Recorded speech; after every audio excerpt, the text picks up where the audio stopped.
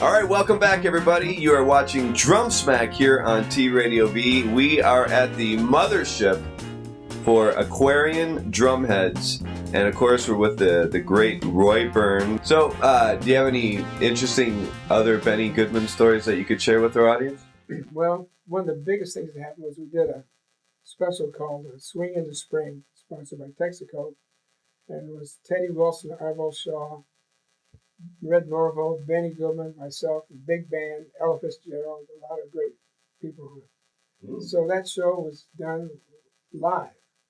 And I had to play the whole show, all the commercial breaks, and all the other artists. So, but you couldn't make a mistake because there was no chance to make it up. Yeah. That was kind of pressure. A little bit of pressure, yeah. So then we went to Europe a few months later to play at the World's Fair. And we were the first band to play at the World's Fair since 1938 because of World War II. I see. So we played there for 8 days. So while we're playing there, Zoot Sims, a great saxophone player, said, Roy, we're doing a sextet number. We're down in front by the piano. You're back by the trumpets, playing the brushes. Once we play the microphone, the sound, we can't tell where the rhythm is. We can't hear it. It's like walking on eggshells. Can't you play the sticks? Well, I knew Benny wanted the brushes, right? But I'll play the sticks real soft. He won't notice. Well, that's my first mistake. The trick was to get back, get out of your band uniform, change into some good clothes, get out of the hotel without running into Benny, because he might call a rehearsal on your day off, or you never knew what he was going to do. Yeah. So he says, "Hey kid, what are you playing on the sextet now?" I said, "Sticks are real soft." He said, "Why are you doing that?" I said, "Well, I thought it might hold us together. We're kind of spread apart." He said, "No." I said, "You don't need to do that." He said, "I like the brushes." I said, "Okay." So 2 weeks later, Zoot's been complaining. He said, "I'll go back and I'll play the sticks real soft, and Benny won't notice." That was my second mistake. I'm coming through the hotel lobby, and he's coming in. He says, "Hey, kid, what are you playing on the sextet number?" I said, "The sticks, but real soft." He said, "Why are you doing that?" I said, "Well, remember the last time we talked, I was playing the brushes. You said play the sticks, just keep it down." He says, "I did?" I said, "Benny, you know I wouldn't do it if you didn't say so." And he put his hand on my shoulder and says, "Kid, you're doing a great job. Keep up the good work." That's my favorite story. I had to say something, you know. Yeah. I mean, you don't win an argument with the band leader and keep the gig. You know? Right. Yeah, that's right. That's right. Smart. Yeah. Smart. So after Benny Goodman, you went on to play with, of course, Woody Herman. Is that right? I played with Woody first, and then Benny's band for 3.5 years. Okay, well, Woody first. All right. Then I went out for a few months with Lionel Hampton's band. And then I did a lot of work around New York with various artists. I was in the house band at the Metropole. We played for people like Roy Eldridge, Coleman Hawkins, tons of people. Marty Napoleon, Gene Cedric used to play clarinet with Fats Waller. I was the young guy that could play older guys' music. Okay. That's what got my career going so fast. So because I looked like I was 16, I weighed 129 pounds in those days, and I knew all the old music.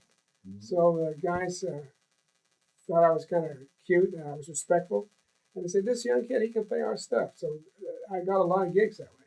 Yeah. I played with Charlie Shavers, who was the guy who wrote the Hucklebuck. It's a famous tune, and really quite a number of people. Yeah. And so we've been talking a lot about your performing. When did it kind of shift to, becoming the educator? Because you have several books that you later published. Of course, Finger Control, Elementary Drum Method, Advanced Rock Drumming, New Orleans Drumming, One Surface Learning. Tell us a little bit about the transition and when that took place. Well, early in 1960, Rogers Drums wanted a drum book that wasn't connected with any other drum company, or a drummer that wasn't connected with another company. They wanted a Rogers Elementary Drum book that they could sell and promote. So Henry Adler said, "Well, you can have anybody, but you can't have Roy." The guy says, "Why not?" He says, "Well, Roy's name isn't big enough." I said, "Well, I think his name is big enough." And Henry says, "No, you can't have him." He says, "Look, we want Roy." He created this whole demand for me, which didn't exist, by telling him I couldn't do it. And he said, "Well, I'll let him do it under these conditions." They said, "Okay, we want Roy." Great. So Henry Adams set the whole thing up, and he was the publisher. So we did this elementary book, and much to my surprise, it took off. And I got requests to do clinics from schools that have my book. because whole cities, whole school systems are using that elementary drum book, and that's really what got me into the clinic field. Clinic, yeah. So I showed up at this one school, and the guy says, "Can I help you?" I said, "I'm here for the drum clinic." This was in Chicago at the Midwest Bank office. Good. So I worked at Birdland the night before and took a red-eye plane to Chicago. So the clinic was being held in this little theater, seated about 500 people, or 300. So I go in to set up the drums, and there's a guy there, security guard. And he says, "Can I help you?" I said, "I'm here for the drum clinic." He said, "You have to wait till this guy Burns gets here." I said, I'm his roadie. I set up his equipment. I'm his valet." He said, "Really?" I said, "Yeah, I'm here to tune up the drums for him." He said, "Okay, but I'm a drummer, so I'll know if you do anything wrong, or if you're mistreating the equipment." I said, "You can watch me." So I get the whole kit tuned up and all set up. Then I play something around the drums as fast as I could, crossovers, cymbal crisis, double time the bass drum, and bang.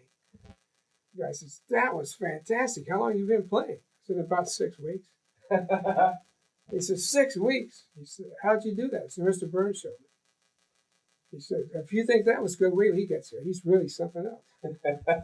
So I went back up and took a nap and took a shower, came back down for the clinic, and I'm on stage during the clinic, and he's in the wings saying, "I want to talk to you." Yeah. So you had him going the whole time. He had not a clue. So I said, "Well, you weren't going to let me set up the drums, and I was tired from the flight. I just wanted to get the drum set up and get out of there." Yeah, in and out. But he was a good sport about it. We had a good laugh. That was fun. What are some some of the memories or some times that you recall from doing some of your clinics? I mean, was it always natural getting in front of a crowd and talking to people, or was it? I mean, I can tell you the exact turning point. I remember exactly when it happened. I went to do the first drummer Rama in Cleveland with Louis Belson. He was late getting in from LA. His plane had been delayed. So I had to go on first. And I was doing studio work, playing TV shows.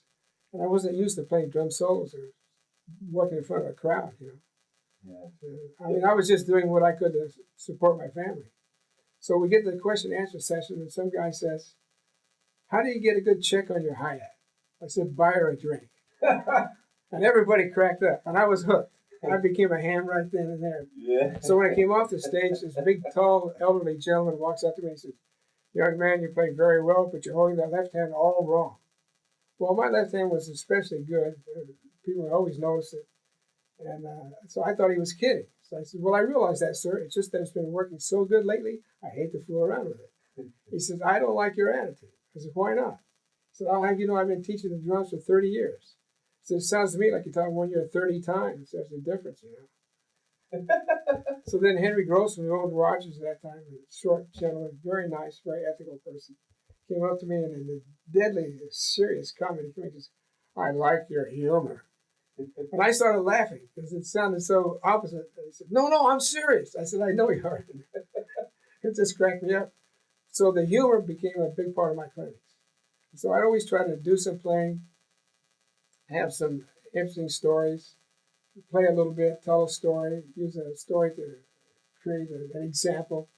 And I think it was a mixture of education, because I tried to do the clinics so that no matter who you were and what level of playing you're at, you could leave with something.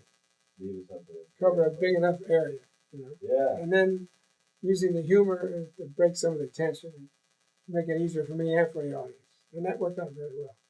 And then, did you find the audiences overseas any more of a challenge, or was it? Well, actually, they were very receptive. Because in those days, you didn't have communication. So if somebody came all the way from America to do a clinic in a foreign country, foreign to America, that is, it was a big deal. Because they didn't see that many players. And I was the first guy to do clinics, like we were saying earlier, in Ireland and Scotland, a lot of parts of Europe, Australia, New Zealand. Oh, I really went all over the place, Yeah. So it was very interesting because I had an unusual background. I'd done so many different kinds of things, studio work. I worked inside a company, which I was doing at Rogers. I had the books on the market. I'd been a teacher. I've been a player. I've been a feature player. I've been a studio drummer. I played with trios, quartets, big bands. So I was able to cover most subjects to some degree. Yeah, it seems like, I mean, you've had, pretty much, if you were to just measure success, on a scale of 1 to 10, I mean, like 9, 10 being the best on all these different fields. I mean, that's truly amazing. Well, yeah, when I look back, I can see that it is. It's that I was able to do everything I was involved with at a high level. Like I'm giving this drum lesson to this kid. He says, well, Mr. Burns, how much is the lesson going to cost me? I said, $40. He said, well, if I take the lesson, I don't want to learn any rudiments or any old-time garbage. I don't want to learn how to read or any of that junk. I said, okay, it's your money. He said, you mean you'll teach me? He said, everybody else turned me down. I said, it's your money. So we sit down. I said, can you play paradiddles? He says, no, but I've heard about them. I thought he was putting me on, So we finally get to play a paradiddle. Right, left, right, left, right, left. Then you put your right foot on 1 and 3. Then hit the left hand harder. Then put the right hand on the close hi-hat. That's your first funk beat. What's this about the root of spin garbage? He said, wow. He said, that's amazing. That's how I got the idea to write that book. Because every one surface learning, you practice it on one surface until your body learns the sticky. Then you use separate sound sources to create the illusion of independence. Because there is no such thing as independence. Your brain can't think of two things at once. And when you try to do that, you get a severe headache. But if you learn to play the pattern on one surface and just separate the sound sources, you can do it automatically. And it feels like independence. You're watching Drumsmack TV on T Radio V.